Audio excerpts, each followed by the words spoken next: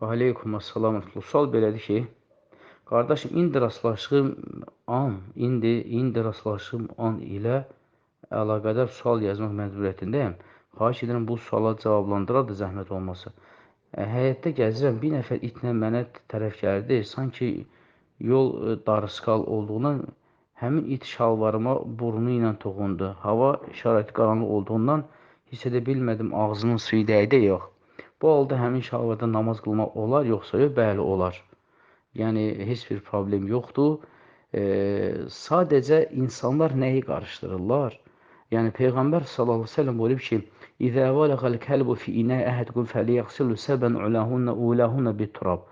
Allah Rasulü sallallahu əleyhi və səlləm söyləyib ki, əgər it sizin istifadə elədiyiniz qabınıza dili ilə toxunarsa, onu bir dəfə torpaqla, 6 dəfə də su ilə yuyun.